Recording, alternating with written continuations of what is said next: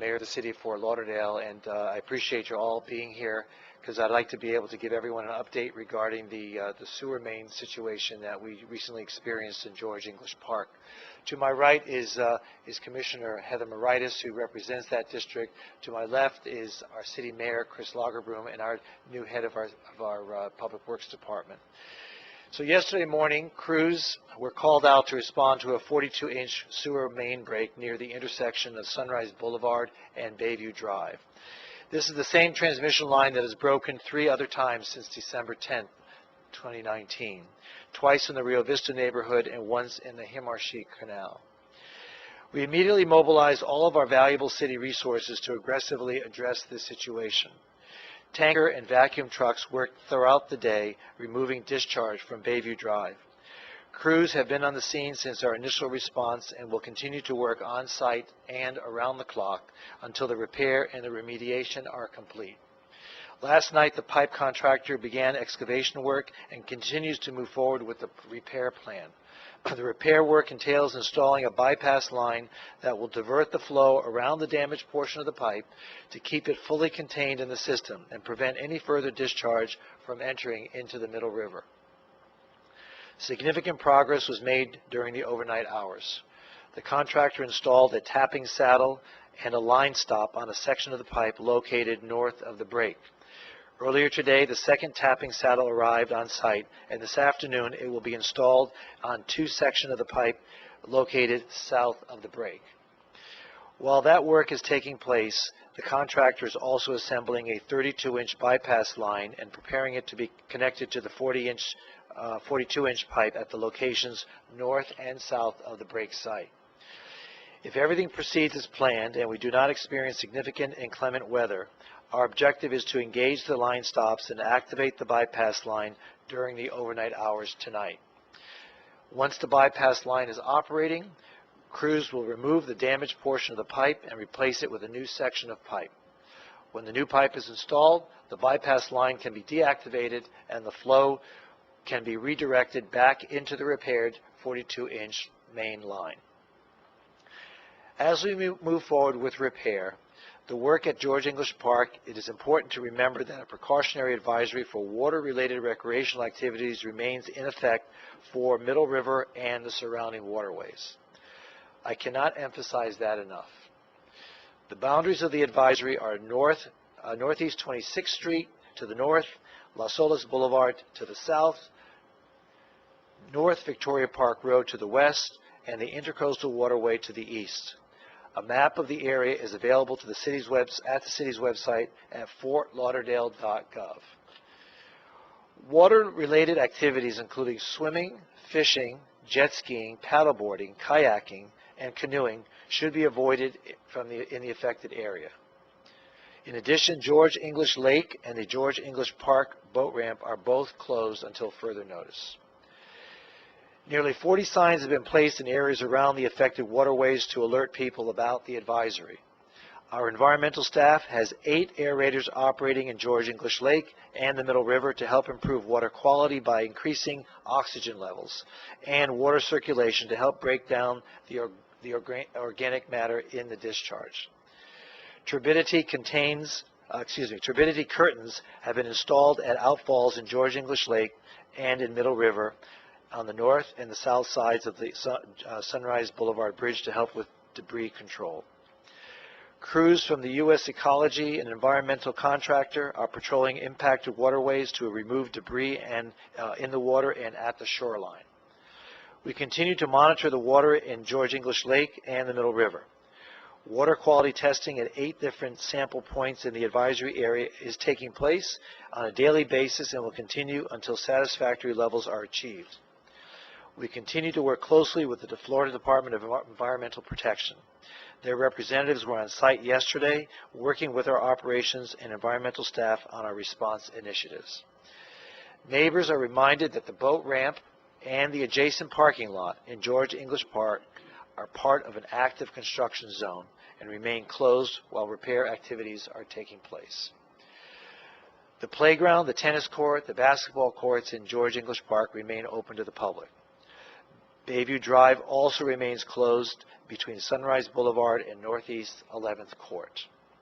To access Sunrise Boulevard, motorists on Bayview Drive should use Northeast 26th Street to access southbound via US 1 Federal Highway or Oakland Park Boulevard to access southbound A1A.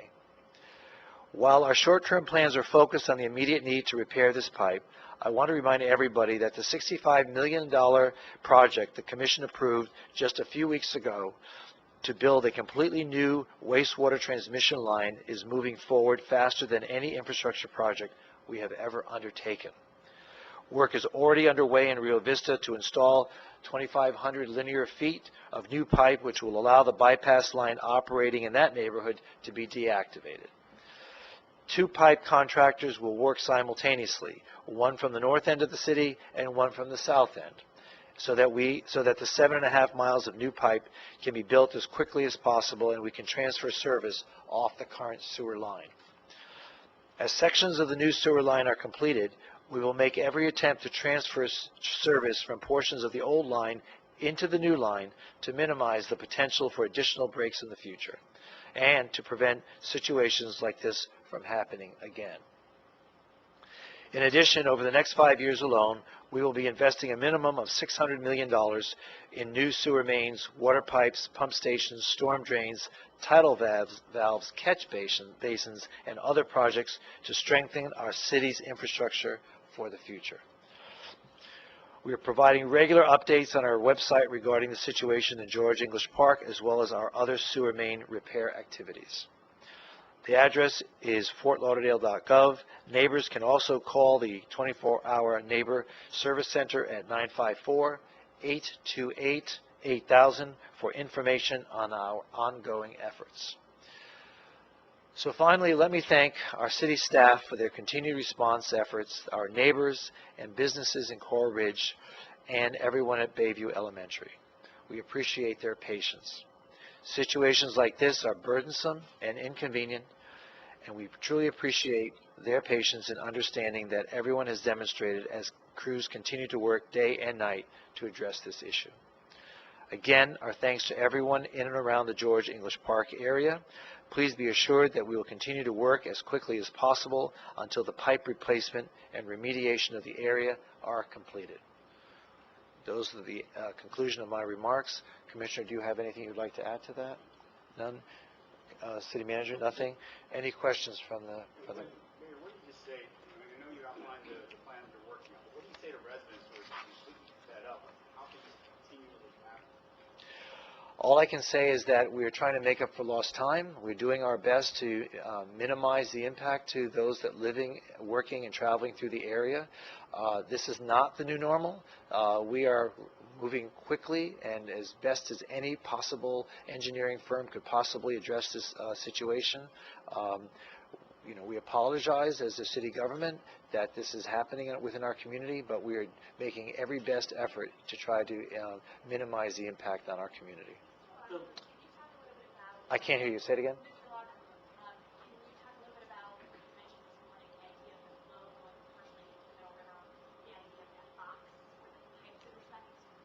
You want to describe that? Sure, I can. So, sure, Chris, C-H-R-S, Lagerbloom, L-A-G-E-R-B-L-O-O-M.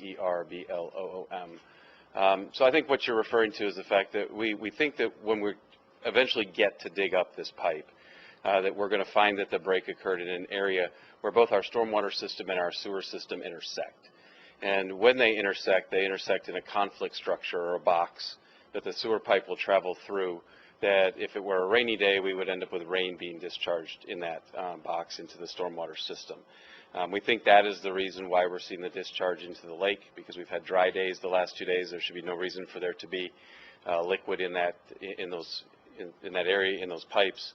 And so we think that when we eventually get to the break, that's what we're going to find. That'll happen after we implement the bypass and can take that pipe out of service. This morning, looking at the lake there, I mean, it looked really, the water looked really pretty nasty. Do you have any kind of gauge as to how polluted it is right now, or how foul it is right now? So we started water sampling the day of the break, and we've identified, I think, 8 sampling locations that we've started with. those results will obviously come back and we'll have those results. That's a daily thing that happens until we have levels such that we can remove the recreation advisory in the waterway itself. Do you have any level right now? I do not.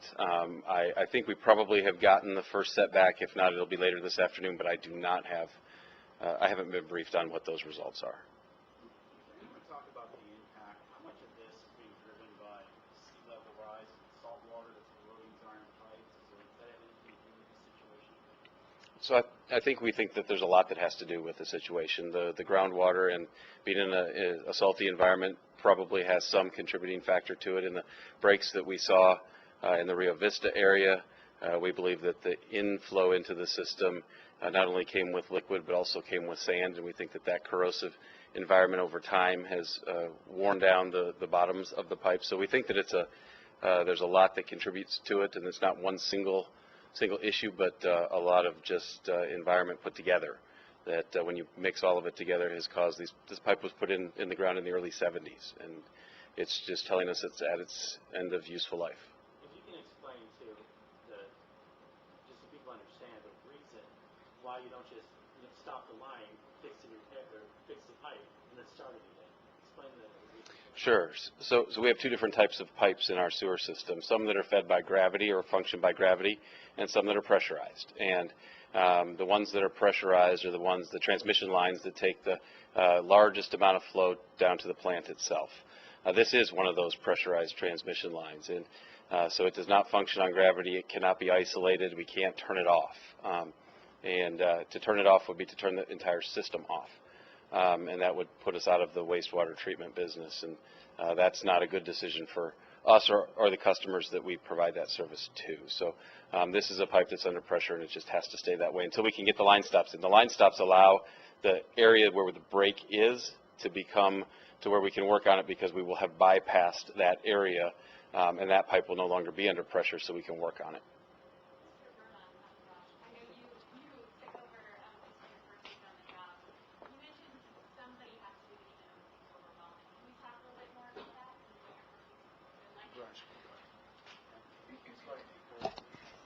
Well, my name is Raj Verma, for the record. Every person that, I'm the new Public Works Director. This is, I'm sorry, R-A-J, and the last name is Verma, V as in Victor, E-R-M-A. You step right into the fire, so to speak? I knew I was getting into. So, virtually every person that I have met has asked the same question, and I have been in public service all my career, and it is my firm belief that someone has to do something. And this is what has driven me, and I told the city manager that if someone has to do something, why not me? Because I have been here in a temporary capacity for 6 months, and I was the staff liaison for the infrastructure task force. So I have a general understanding of what the issues are, and this would assist the city. Hopefully, if I'm asking the questions from all our consultants to get running right away. So I'm in my data collection mode, and I'm very confident. It's not a good situation for anybody, but I'm very confident that with the support of the community and the commission and my boss, we'll get to it. And it is one of those unfortunate situations that there is virtually no alternative, because you have one single line that brings the flow from the north end of the system, including the other communities. And there is no way it was designed that you can deflect it somewhere. To go back to your question about why can't we stop it, because this is where everything is flowing into, and there is only one single line. And because this is impacted by the it has become very fragile system for a whole host of reasons. So you can't cut it off. So whatever happens, because the erosion and the deterioration of the material is so bad that you just have to kind of until it gets fixed. So there is no way to predict, because it has never been tested, as best as I know. And usually when you do not have a parallel system or parallel line that you can divert the flow to, such that you can go and clean because that did not exist, so we have what we have. For the city manager, just for clarification or an update, I know that the idea is to have the bypass hopefully starting around midnight tonight. Can you just kind of tell us the whole timeline from where we are now to when you hope to be done? Sure, I can, and we are on a path where we're pushing for tonight. And so the time that we like to implement the line stops is when the system is at its least amount of use, and so that typically is between midnight and 4 a.m. If these two tapping saddles are successfully installed today and the bypass built, which means the pipe shows up and it's connected between the two, and if we don't have a significant rain event this afternoon, I know we're predicted to be some rain, but I don't know exactly what the evening will bring. If we have the opportunity, which we at this point believe we will at some point tonight, be able to start to power down the system and implement those line stops so that the bypass happens. Taking that to be a known, if that occurs, then we will start the repair and excavation of the pipe tomorrow. The pipe will come out, we'll explore, figure out what we need to do to fix. We do have plenty of that size pipe on hand, so it doesn't need to be sourced from anywhere. We will bring it to the site and make the repair, and then use our talented engineers to decide when the system pressures are such that we feel as though we can go back onto the main transmission line. Are you still hoping for Sunday night, Monday morning? Still hoping for. You know, we've said, and I'll say again, that one of the busiest times of use of our sewer system is about halftime during the Super Bowl, and that happens Sunday about 8 o'clock, and so we even will take that into consideration for when we decide to cut back over onto the main line.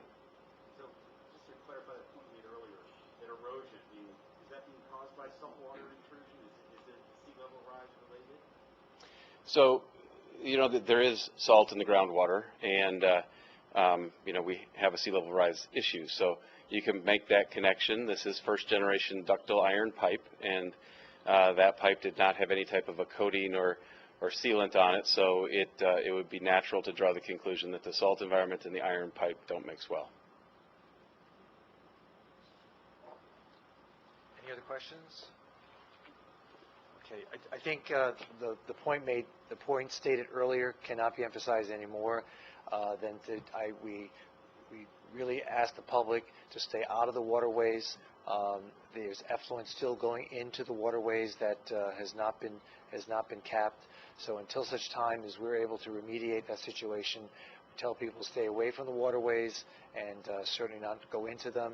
And at some point, the city will make an announcement as to when the waterways would be suitable for recreational use. Thank you very much, everybody.